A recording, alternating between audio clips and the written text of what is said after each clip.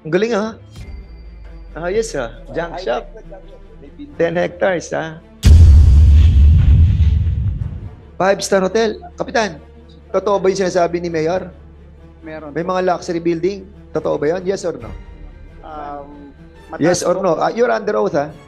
Nag-oath ka ba? Yes po. Oh. CFE. Ganda mong sagot. Ganda mong sagot. May mga luxury buildings sa tulad ng sinasabi ni Mayor. Pag sinagot mong hindi, si Mayor ang nagsisinungaling, siya ang pa-contempt namin. Kapag ikaw nagsinungaling, ikaw naman pa-contempt namin. So may mga luxury buildings ba doon? Wala po. Wala. So nagsisinungaling si Mayor. Nakikita mo ha. Ayan, tinan mo nga sa akin, sabihin mo nga sa akin kung ito ay junk shop.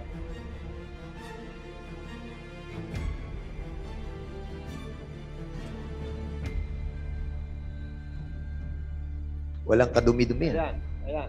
Yan ba ang bagong junk shop ngayon dyan sa inyo? Nakikita mo ha.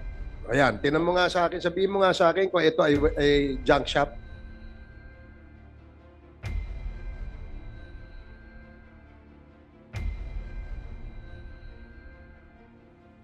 Walang kadumi-dumi. Ayan. Yan ba ang bagong junk shop ngayon dyan sa inyo? Nagkakaroon ka ng interference eh. Niloloko mo kami. Most likely, you have to tell us the truth and nothing but the truth of why hindi mo pinapapasok sila mayor doon. You are hiding something. Ano bang meron talaga sa loob? You tell us para makaiwas ka na sa mga pagkakasala na naganap doon. Sabihin mo na sa committee to ang lahat ng iyong nalalaman. Anong meron sa loob? Para ngayon, makaligtas ka pa. Otherwise, I'm telling you, may kalalagyan ka mamaya, Chairman. Ang galing ha? Ayos ha? Junk shop. 10 hectares ha? At tapos, sino may-ari nun? Mr. Alex Goong po. Ayun. Ngayon, at least yan na okay. At sabi mo, Mayor, hindi ka nakakapasok doon? Nung una po, nakapasok po hanggang dun sa office lang.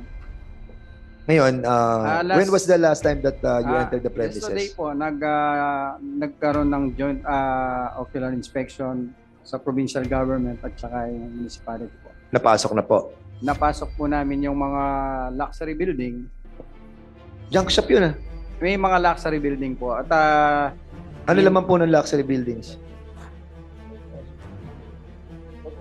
parang 5-star hotel po. 5-star hotel. Kapitan, totoo ba yung sinasabi ni Mayor? Meron May po. mga luxury building? Totoo ba yun? Yes or no? Mataas Yes or po. no? You're under oath ha? Nag-oath ka ba?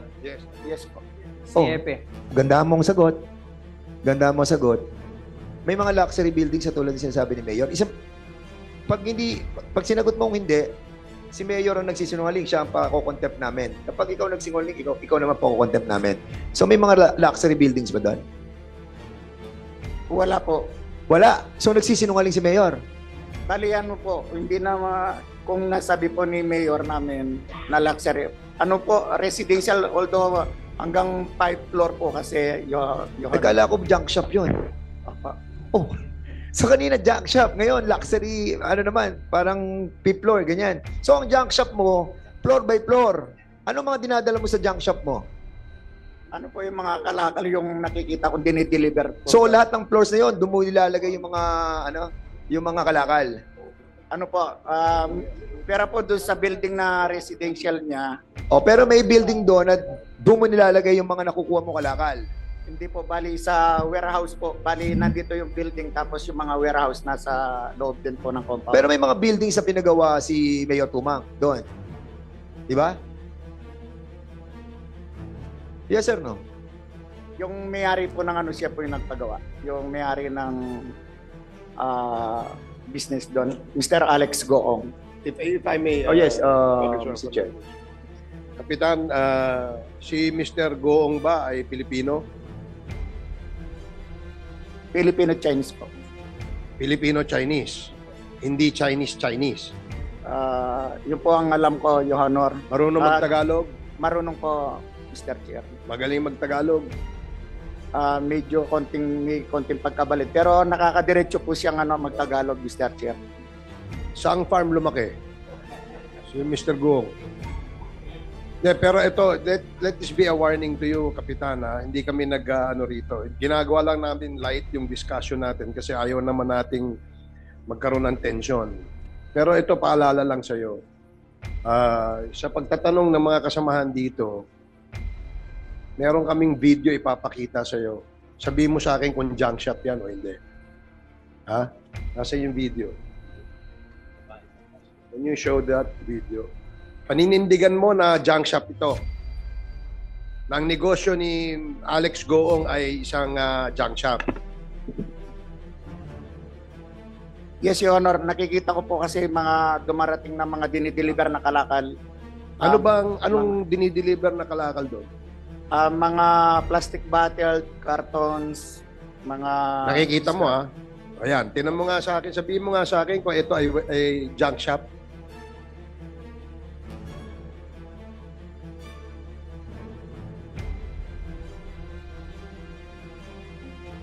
Walang kadumi-dumi. Ayan, ayan. Yan ba ang bagong junk shop ngayon dyan sa inyo? Mr. Chairman, I think this resource speaker is lying to his teeth. And in accordance to what we have seen, Mr. Chairman, Kapitan, ito nasa area mo to ha? Totoo to ha? Totoo to. So yung sinasabi mo, totoo to. So ngayon ikaw nagsisinungaling. Sabi mo kanila, junk shop. Pag junk shop kasi alam mo naman di ba tambakan, lahat, ganyan. So sabi mo walang ganito. Tapos ngayon may makikita kaming ganitong presentation. Alam mo, nakakasakit ka ng damdamin. Kasi you're lying under oath. And we don't want this to be a practice of all those resource speakers that we are inviting. We have to set the rules on this committee for us to parrot the truth of the issues that we are investigating. Nagkakaroon ka ng interference eh. Niloloko mo kami. So, bibigyan ka ba namin ng another chance?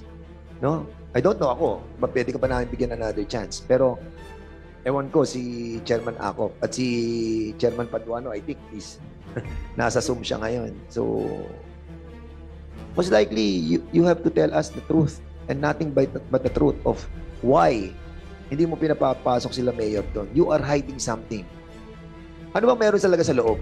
You tell us para makaiwas ka na sa mga pagkakasala na naganap doon.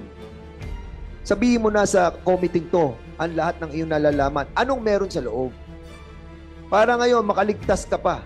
Otherwise, I'm telling you, may kalalagyan ka mamaya, Chairman. Tell us, please. Yes, Your Honor.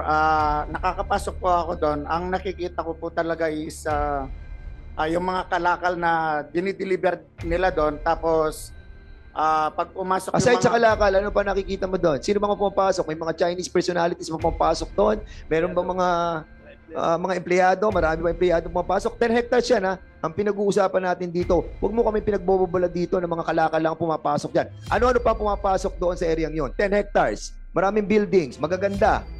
Di ba? Ano pa mga pumapasok ng mga empleyado doon? Ano po, yung... May pogo doon. Wala po, Your Honor. Maraming empleyado pumapasok. Dati po, nung ongoing construction po, Your Honor, marami po pumapasok mga Pilipino.